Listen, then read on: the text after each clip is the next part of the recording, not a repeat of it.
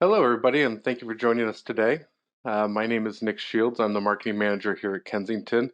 We're going to go ahead and get started with our quick 30-minute webinar here today. In honor of Cinco de Mayo, our theme is we're going to explore the 5 ergonomic challenges and solutions students, parents, and teachers are experiencing while our kids are learning from home. Before we get started, please note you are all in listen-only mode. If you have questions, and we encourage you to ask questions, please type them in the comment section. We'll get to them all at the end. I'd also like to take a quick moment and thank Frank Romano. He's our producer here at Kensington who is helping to execute this webinar. There's 4 of us presenting today, and we are all in different states. So if you had Frank in, that's 5 different states, and he's doing a great job with what's going on. So we appreciate you, Frank. I'd also like to thank everyone in attendance. In these unprecedented times, we know you are dealing with your own challenges, and we want you to know that we really appreciate you taking the time to be with us here today. So thank you. Next, I'd like to introduce you all to Dave Peterson and Tanya Meza. They are our Kensington's K12 business development team, and a heck of a team at that. They'll be presenting today along with Lisa Skydabor. She is our resident certified ergonomic assessment specialist. That's a mouthful, but she's great at what she does, and she's going to have a lot of great solutions as we explore these challenges. So again, I really encourage questions. Let us know if there's anything we can do for you. And with that, Tanya is going to go ahead and get us started. Great. Thank you, Nick. My name is Tanya Meza, and I'd also like to thank you for being here with us today. We know that learning from home affects everyone. As a former teacher, I have a special place in my heart for understanding what teachers are going through during this time. Also, as a parent that has students that are experiencing learning from home. My husband and myself are both working full time here at home while trying to balance everything. And we know here at Kensington that all of us are in very similar situations. So the first ergo challenge that I know I experienced personally here at home was and is, where do I work best? So there's several challenges that come with that. So do I have a dedicated space that I'm going to be working from? I need a space where I'm going to be able to focus, a space where either myself, my husband, or my children are going to feel productive in that space.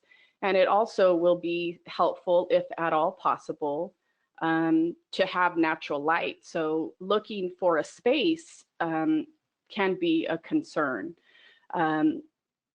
Additionally, when we look around the house, and I know that we did that, everybody was looking for a seat. What am I going to use? What chair am I going to use? So one of those challenges and questions is, how do you take an ordinary chair to extraordinary? Additionally, how can you make your kitchen table a learn from home like a pro setup? I know that we have many families that are working from the kitchen table right now, so that is a big question. And another big question is what postures to look out for through this whole process of not just students learning from home, teachers teaching from home, and parents working from home, but what are those postures that we need to look out for? And so with that, I'm going to pass this on to Lisa, who's going to walk us through Ergo Challenge number 2. Thanks, Tanya. Similar to Tanya, I also am a full-time working parent from home, as well as having a student trying to figure out these challenges. So we not only are trying to find solutions because we have products that fit those needs, but we are living and breathing these same challenges as many of you that are attending today are experiencing. So for my role with Kensington, I really look at the ergo risk that's around what products and solutions we can provide, and to kind of establish why I'm able to talk about this. I come from a background of recommending ergonomic equipment and solutions, and as Nick mentioned, I am certified as an ergonomic specialist. So Understanding what pain points and solutions are there in our everyday setups are certainly important to consider.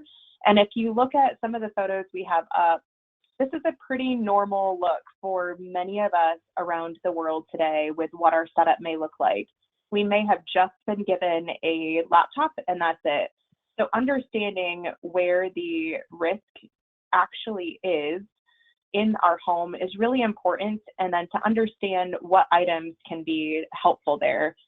So as far as the ones that popped up on the screen here, as Tanya mentioned, trying to find a seat is one thing, but then trying to find a comfortable seat is another thing.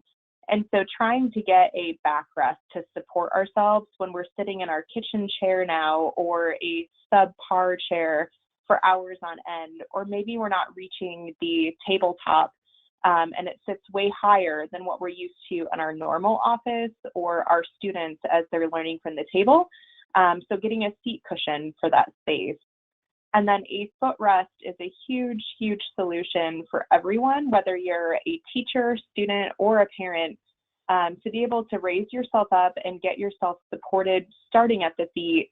But then also we all have those kids in our classrooms and now our households that might be a little bit fidgety because it's hard that things look a little bit different.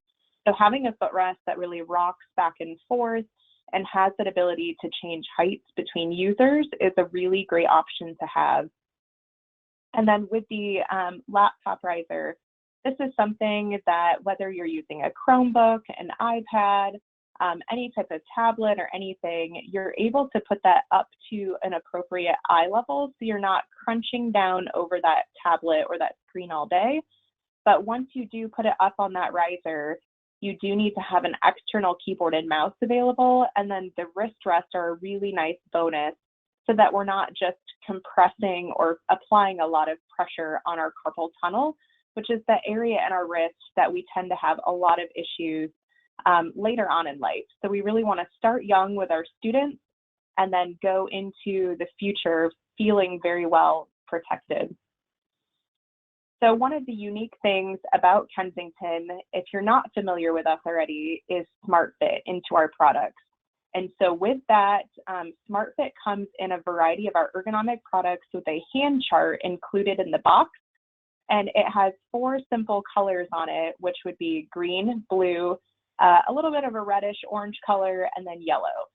And you take that hand chart out of the box of these products, and then you're able to lay your hand on there, see where your hand would fit, and that determines the fit exactly of the product. So myself, I am within the blue range. And so if I had a monitor arm or a monitor stand that fits that SmartFit product, which most of ours do, I'd adjust it to the blue position and know that I have that perfect fit for me, whether I knew even what the word ergonomics meant, because it's something that's very easy, very easy to see the colors, and it's included, like I said, in every single SmartFit product box. So to go into a couple of the specific solutions that Kensington has, my favorite, I could scream it from the rooftops right now, is the one on the far right, which is the Ergo. This works for a laptop as small as a 13-inch, goes all the way up to a 17-inch laptop. It's personally what I use if I'm not working in my normal office, even before some of the crazy times that we're living through right now. This also works to put a tablet or a surface on to really prop it up to that more appropriate level, and that does have the SmartFit built into it. The other one is the SmartFit Easy Riser with the cooling stand. So it's really just an aesthetic opinion at this point. Both of them are really, really good options to have that personalized fit with SmartFit.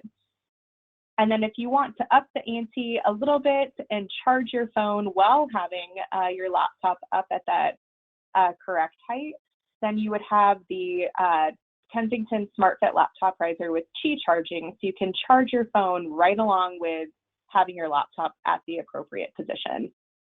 A reminder for this, though, is you do need to have the external keyboard and mouse with it so that you are able to use them successfully. So I wanted to lay out a simple good, better, best option that's out there. And a good option is just an affordable wired mouse. Our Keyboard for Life desktop set is a great starter option there. And with even tablets, with the technology that's built into them, there's adapters that are sold that you can actually still plug USB into the tablets, but also, of course, your laptops and Chromebooks. A better solution where ergonomics really comes into play is a little bit better contoured shape of the mouse, a little slimmer keyboard, and then also it's always nice as we have snacks or drinks at the table that it's spill proof and we're able to have that nice wireless set to take with us wherever we're at. And then my personal favorite, the best option, would be the Ergonomic and the ProFit Ergo wireless keyboard and mouse set. You can purchase all of these separately, but I think it is much easier to go for that bundled set, mostly because they are typically one dongle or one USB receiver instead of having to take over multiple. With this best keyboard solution, we've done a white paper study that it takes about a week to get used to the split keyboard functionality of it. But after 10 days of use, people actually increase their typing speeds on here too. So as our students are entering into that world of typing on a keyboard, it's certainly been interesting to watch. My daughter tries to do that more often on her laptop when she's used to using the touch screen on her iPad or another device. And so she actually has adapted really well to the curved version with this ProFit Ergo keyboard as well. And some additional items, as I talked about in those photos, is really padding or giving ourselves that little extra piece of comfort.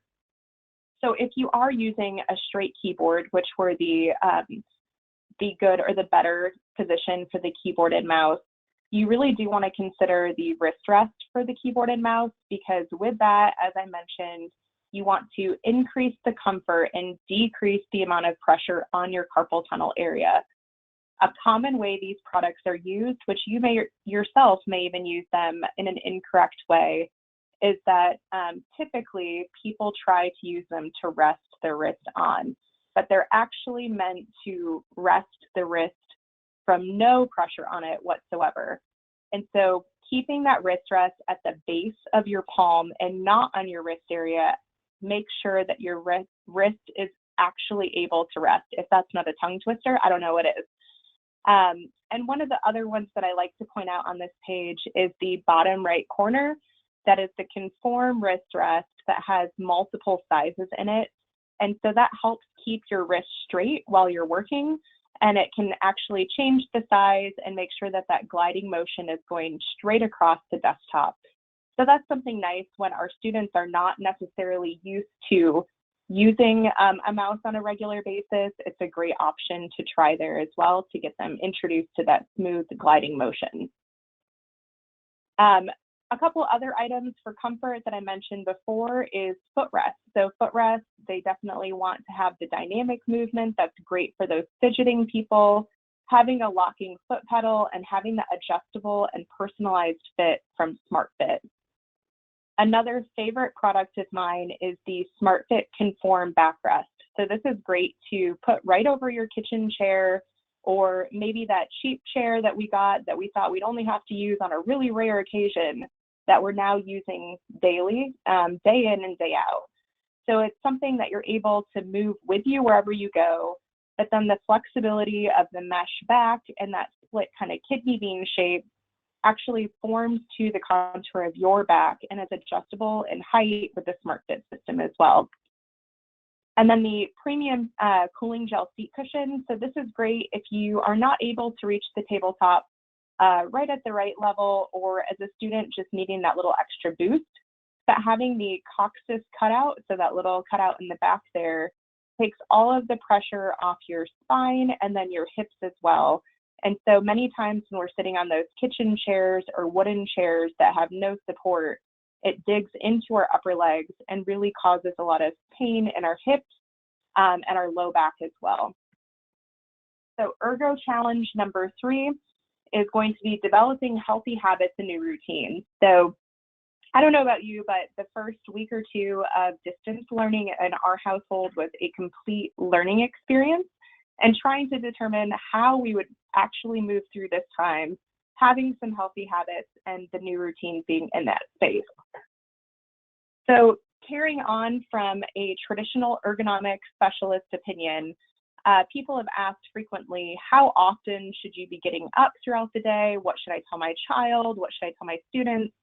And that goes back to the same rule that applies to us as adults, that every 20 minutes, we should be looking away from our screens for 20 seconds and 20 feet away.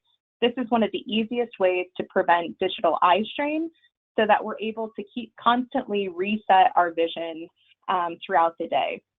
And so many of us as adults fall into that category of not doing that, but let's start young again with our students, but then also practice it for ourselves of every 20 minutes looking 20 feet away for 20 seconds. A great takeaway that we will be providing to you if you'd like it, I believe it is in our resource tabs today, is our stretch guide. And so you can download this from our website as well, but all of these stretches are great ways to keep you moving throughout the day. You don't need exercise equipment or anything like that. You could do these in whatever you're wearing that day. And it really keeps you limber as well as just that constant movement from head to toe. So just as a quick statistic, that the ergonomic injury is a really big pain for people, that the average time off from an ergo injury is 12 days to recuperate. So we want to make sure we're moving, keeping that blood flowing, keeping that discomfort away, and keeping our muscles nice and strong, even if we're not working in our typical work environment. And then this is a popular thing in my household right now, but Cosmic Kids Yoga, or trying to do a simple meditation or easy exercise routine for kids. This is not by Kensington, but it's something that's easily found on YouTube or other websites as well, that really puts a lot of fun movement into your day.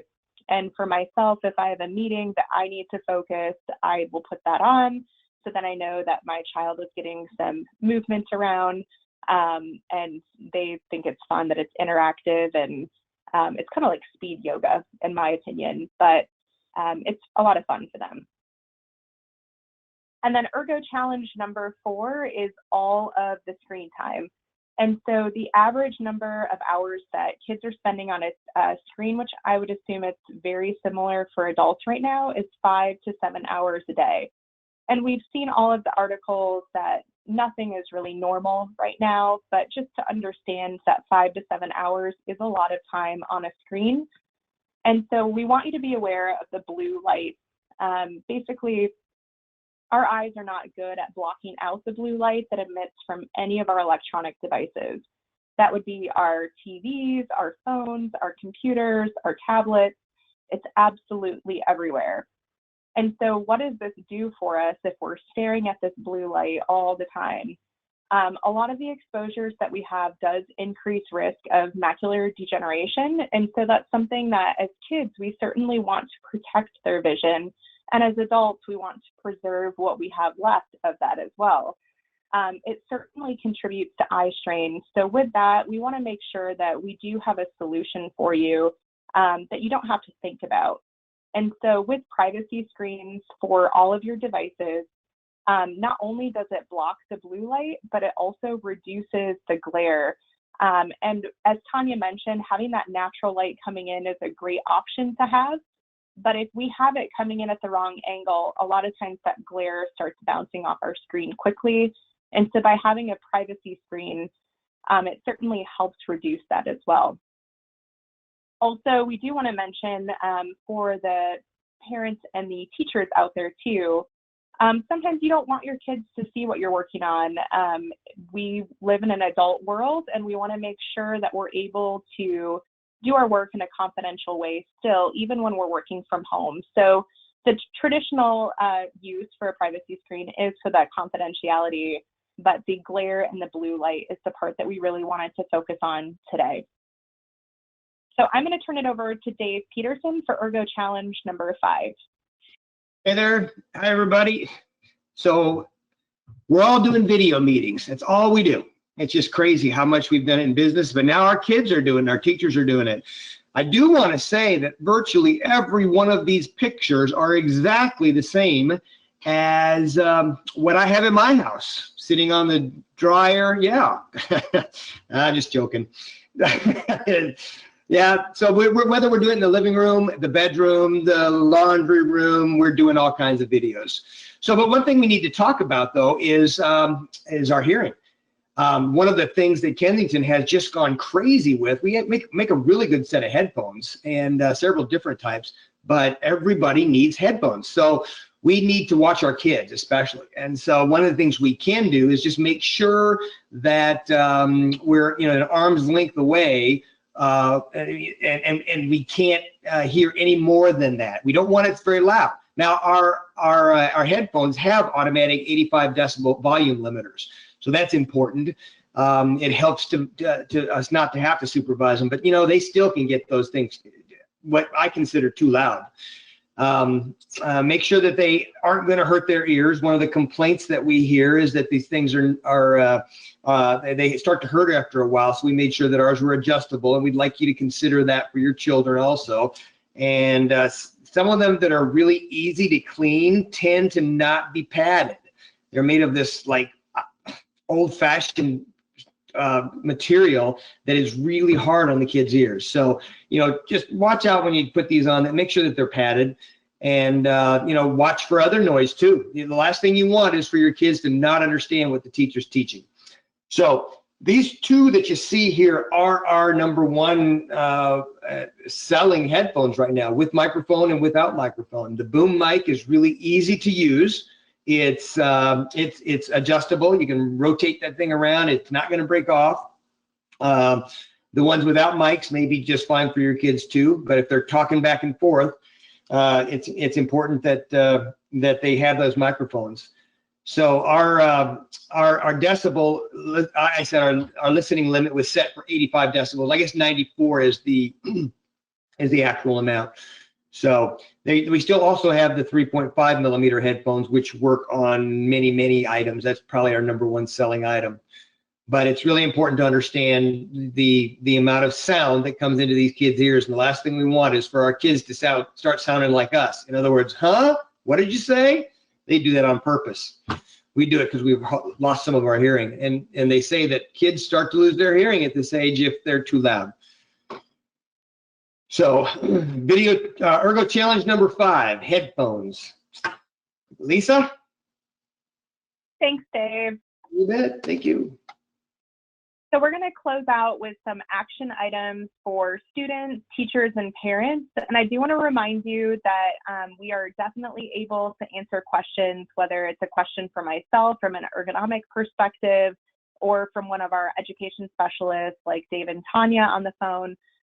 So please make sure to enter your questions into the question box if you do have any for us today, and we'll certainly get to those as soon as we're done with these action items. So some of the action items for students is make sure that you listen to your body. I don't know how many students we have on the phone today, but you can certainly relay this information to them as well.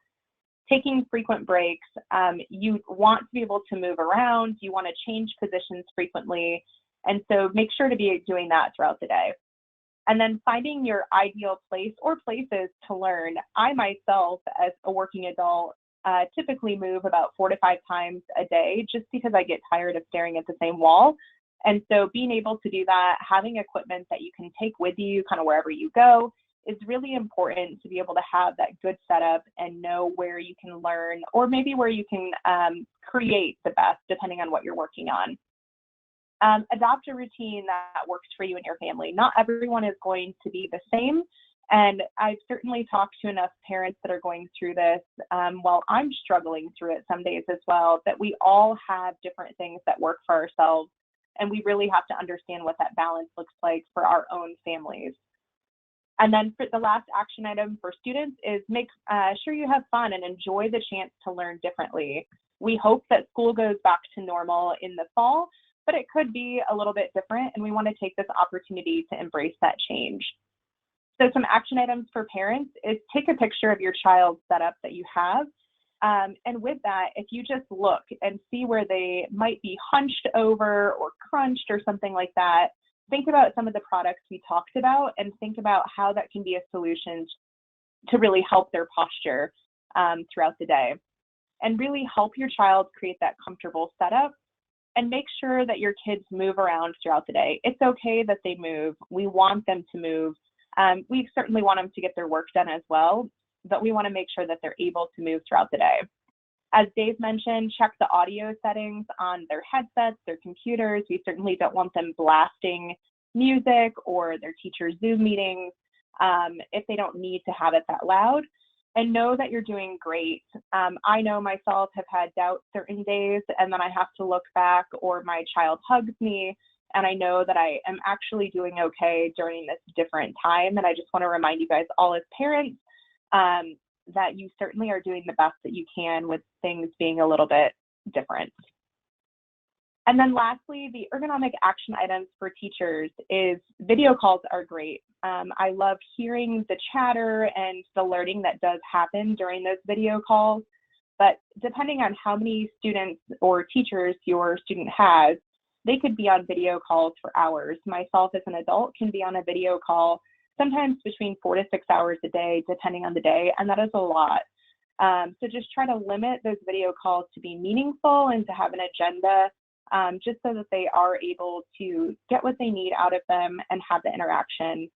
Talk to your class about ergonomics, and I think that is important at a young age, especially when we're not seeing them face to face, that we're going to continue to see more and more injuries happening with students in an ergonomic way earlier if we're not able to make those interventions early in their lifetime.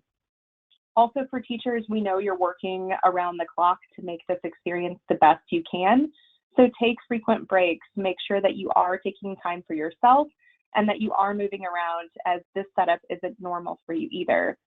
And get set up for success. Really take advice from us with some of the solutions we've offered, and really try to get yourself to that comfortable position so that you are able to help your students and help yourself as best you can. And then lastly, know that we appreciate you.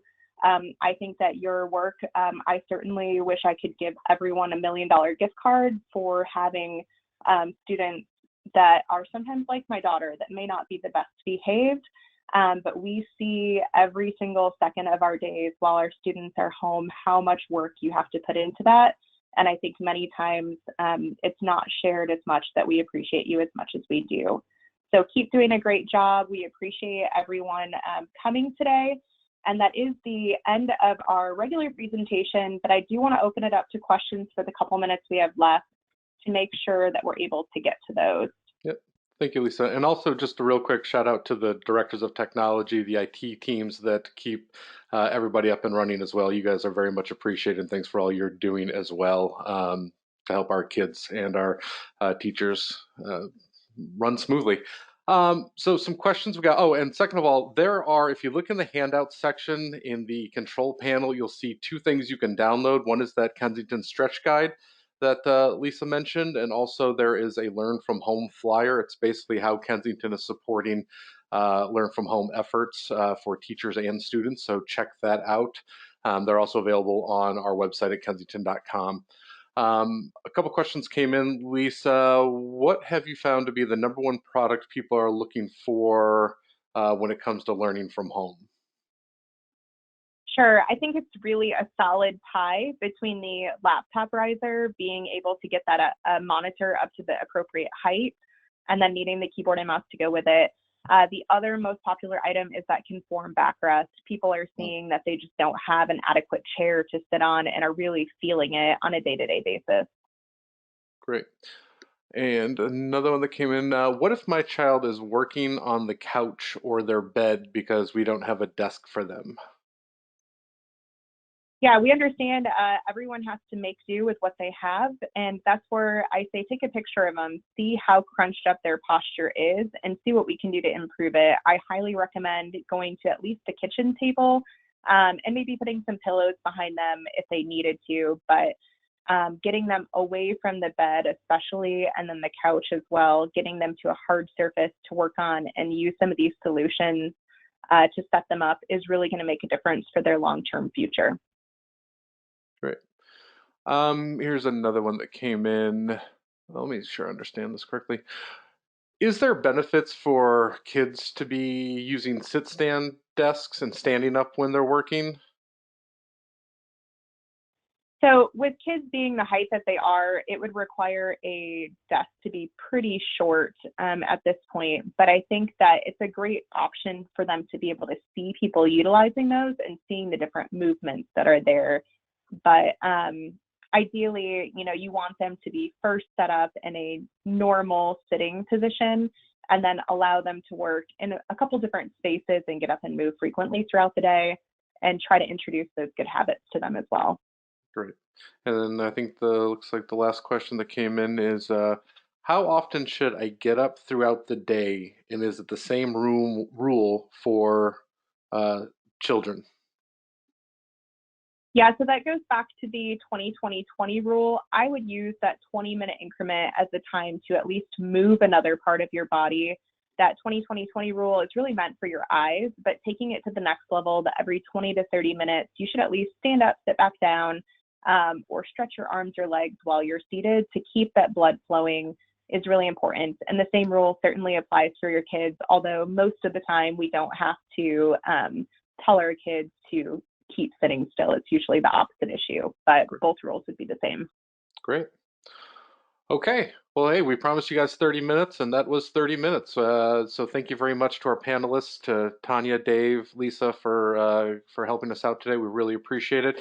And please, everybody, there's contact information on the screen. If you have any questions, please reach out to Dave or Tanya, or visit our kensington.com/solutions/learn-from-home. Visit our website, and you can find that link on there. We appreciate everything everybody's doing, and thank you for joining us today.